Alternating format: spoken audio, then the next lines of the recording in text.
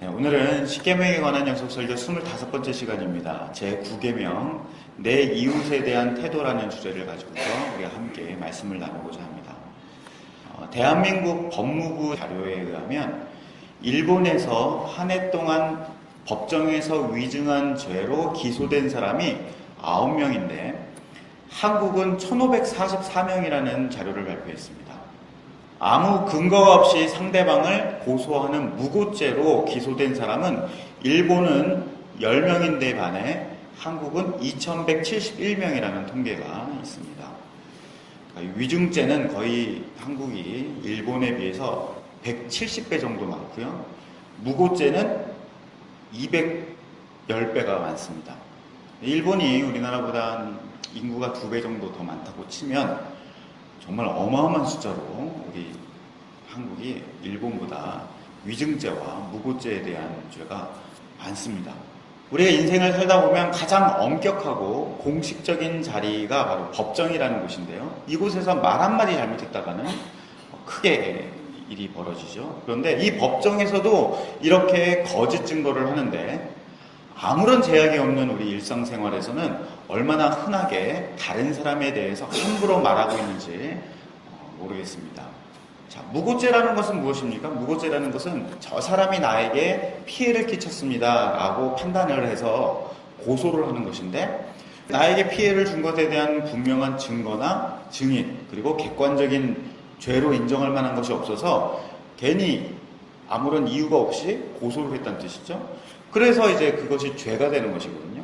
그러니까 결국 자기 혼자 생각하고 막 끌어오르는 감정 때문에 저 사람이 나에게 죄를 졌어 라고 이렇게 판단을 하는 거죠. 그래서 이제 고소를 하는 것인데요.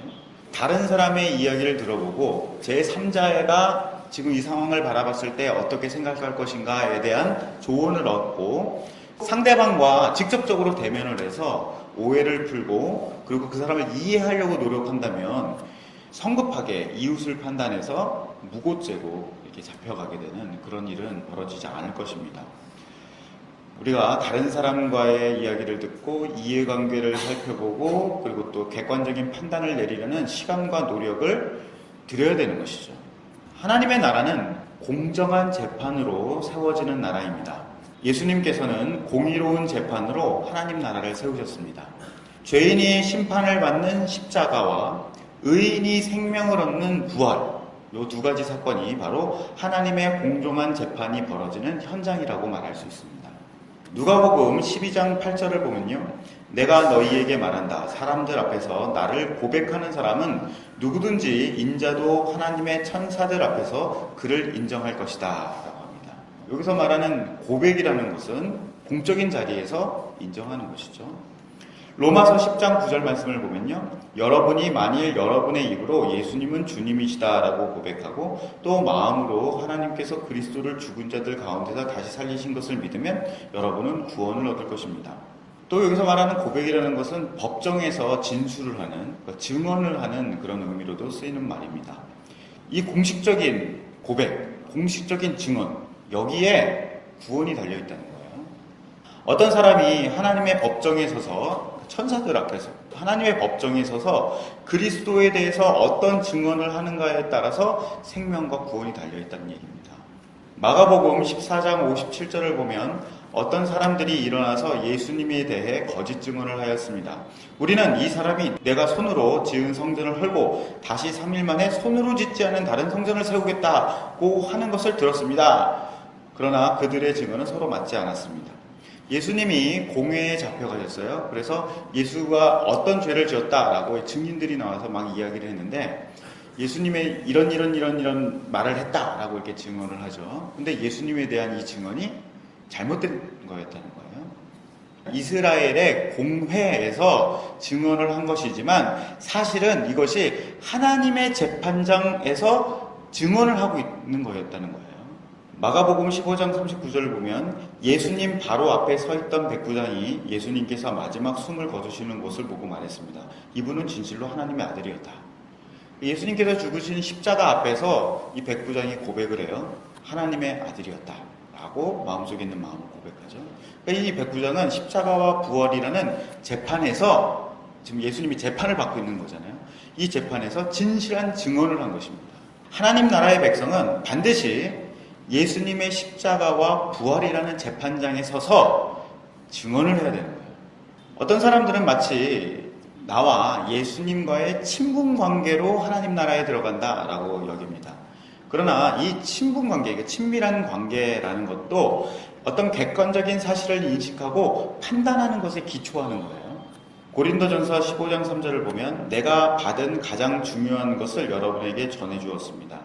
그리스도께서 성경에 기록된 대로 우리 죄를 위해 죽으신 것과 장사 지낸 바 되었다가 성경에 기록된 대로 3일 만에 다시 살아나셨다는 것과, 그러니까 이 사도 바울이 사람들에게 어떤 가르침을 전해줬습니다. 근데 그것이 어떤 내용이냐면 십자가와 부활에 관한 내용이에요. 근데 이것이 무엇대로 이루어졌다고요? 성경에 기록된 대로 이루어졌다는 것이죠. 성경이 예수 그리스도의 십자가와 부활에 대해서 증명해 준다는 거예요. 그리고 이 성경에 따라서 그리스도의 십자가와 부활을 전해주는 사도의 가르침이라는 것이 있습니다. 요한일서 5장 6절을 보면 예수 그리스도는 물과 피로 오신 분입니다. 그분은 단지 물로만 오신 것이 아니라 물과 피로 오셨습니다. 그리고 성령께서 이것이 사실임을 말씀하시고 계십니다. 이것은 곧 진리입니다. 그러므로 증언하는 세 증인이 있으니 곧 성령과 물과 피입니다. 이 셋은 서로 일치하고 있습니다. 물과 피라는 것은 예수님께서 육체로 오셔서 죽으시고 부활하신 그 사건에 대해서 말하는 것입니다. 그러니까 성령께서, 그리스도께서 사람의 몸으로 오셔서 하는 일이 무엇인지를 성령이 증거하신다는 거예요. 그러니까 앞에 있는 내용, 성경이 예수 그리스도의 죽음과 부활을 증거하고 있죠. 그리고 사도의 가르침이 그것을 증거하고 있고 성령이 그것을 증언하고 계십니다. 이 땅에 오신 예수 그리스도를 향해서 이 세 가지가, 성경과 사도의 가르침과 그리고 성령이, 이것이 모두 일치한다고 나와요. 성도라는 사람들은요, 그러니까 믿는다, 난 예수 그리스도를 믿고 사랑하고 따릅니다 라고 하는 사람들은 이 그리스도에 관한 증거들을 읽고 또 가르침을 듣고 성령으로 인해서 이해해서 이것을 진실이라고 판단하는 사람들이에요. 그래서 하나님과 사람들 앞에 공식적으로 그리스도가 주님이십니다 라고 증언하는 사람들입니다. 그러므로 그리스도인들은 천사와 천지 만물이 모여있는 하나님의 공회에 서서 두렵고 떨리는 마음으로 내 입술에서 나오는 고백에 내가 내 생명과 내 모든 것을 책임집니다, 걸겠습니다 라고 고백하는 것, 증언하는 것이 무엇인지를 아는 사람들입니다. 만약 어떤 사람이 예수님을 믿는다고 말하면서 내 입술에서 나오는 이 증언과 이 증언에 대한 나의 판단과 이해가 얼마나 엄중한 것인지를 알지 못하는 사람은 뭔가 신앙이 상당히 결핍되어 있는 사람입니다. 이 증언이라는 것은요, 우선적으로 우리의 형제이면서 선한 이웃인 예수 그리스도에 대한 진실한 증언을 하는 것, 이것이 바로 신앙생활의 중요한 본질입니다. 예수가 전혀 나와 타인이죠? 근데 그분은 나의 이웃이에요.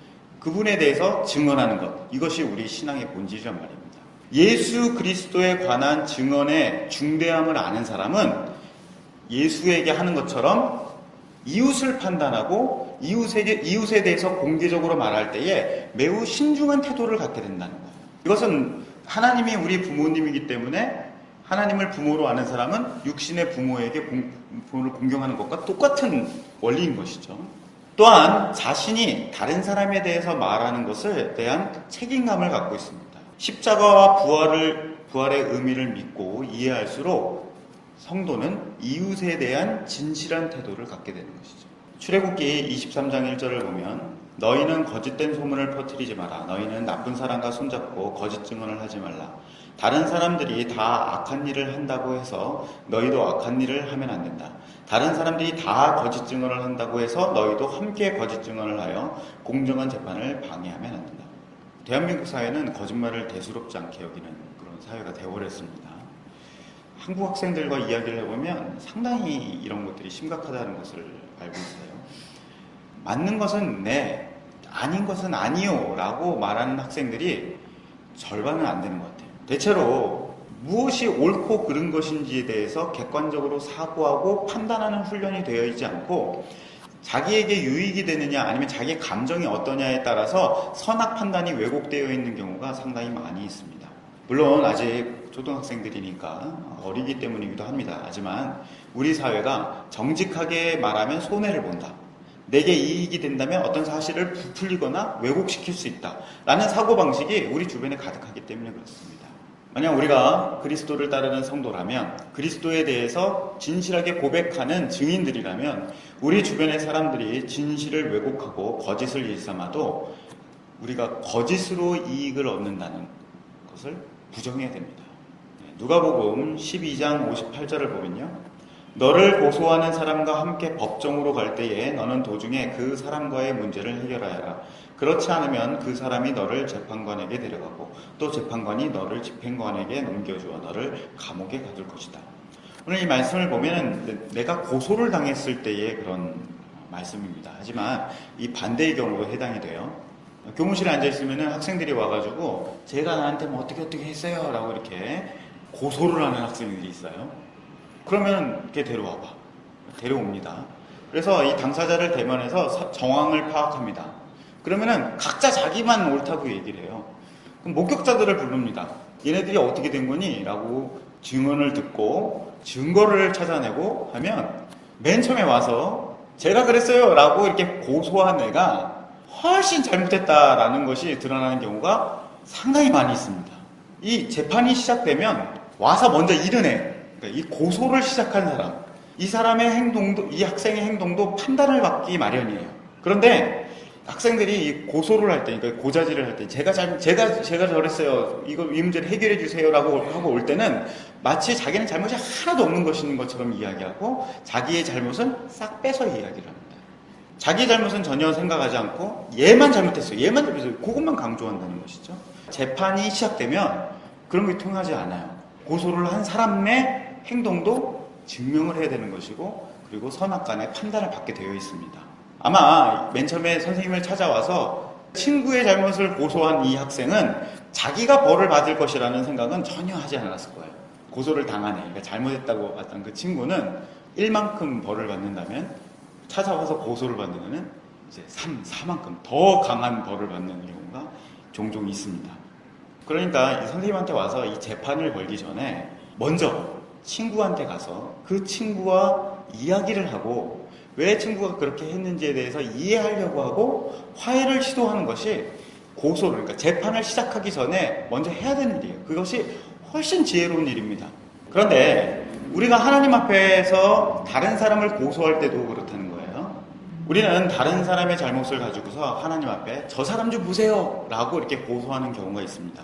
이렇게 하나님의 재판장 앞에 다른 사람을 끌고 가기 전에 성급하게 내가 다른 사람을 판단하는 것은 아닌지 돌이켜보고 당사자의 말을 듣고 그 사람의 입장을 이해하려는 노력을 병행해야 되는 것입니다. 이러한 태도도 없이 하나님께서 일방적으로 더 열심히 기도하는 사람의 기도를 들어서 야, 얘가 기도를 더 열심히 하고 그러면 이 고소를 당한 이 사람은 평소에도 신앙생활 별로고 그러니까 얘 편을 들어줘야겠다. 하나님께서 그렇게 편 들어주지 않는단 말이에요. 재판은 그렇게 되는 것이 아닙니다. 그렇게 되는 것이 아님에도 불구하고 마치 더 하나님 앞에 간절하게 우는 목소리로 기도하는 사람의 편을 들어주실 것이라고 생각해서 어떤 이웃에 있는 사람들을 데리고 그 사람을 데리고 하나님의 법정에 세우는 경우가 많이 있습니다. 일단 하나님께서 손대시기 시작하시면요, 그러니까 이 재판이라는 걸 시작하시면 우리의 잘못도 질책하십니다. 하나님의 법정 앞에 서본 사람은 이것이 얼마나 엄격한 것인지 알기 때문에 함부로 다른 사람에 대해서 판단하고 그 판단을 가지고서 하나님 앞에 고소하지 않는다는 거예요. 우리가 제약이 없는 기도에서도 이런데 실생활에서는 더욱 그래야겠죠. 당사자를 이해하기 위해서 대화하지도 않고 화해를 먼저 추구하지도 않고 상대방이 없는데도 함부로 다른 사람의 평가, 소위 말하는 뒷담화죠, 말하는 사람들은 건강한 크리스찬이라고 말할 수가 없습니다. 그 신앙도 건강하게 성장할 수가 없습니다. 지금까지 이웃을 판단하고 증언하는 일은 그리스도에 대한 고백과 연결되어 있다는 것을 나누었습니다. 하나님의 공회 앞에 서본 사람은 이웃에 대한 증언의 무거움을 압니다. 나의 첫 번째 이웃 되시는 예수 그리스도에 대한 증언을 이 하나님의 공의 앞에서 해본 사람들은 그것이 어떤 것이라는 것을 안다는 거예요. 그것을 영적으로 체험해보지 못한 사람, 성령의 인도를 받아보지 못한 사람들은 다른 사람에 대해서도 쉽게 말을 내뱉는다는 거예요. 우리는 당사자의 이야기를 듣고 객관적으로 이해하고 화해하려는 노력 없이 함부로 이웃과 형제에 대해서 언급해서는 안 되겠습니다. 우리가 믿음을 고백하는 것이 정말 중요하다라고 이야기한다면 우리의 이웃에 대한 태도나 이웃에 대한 말들도 진실하고 공정하게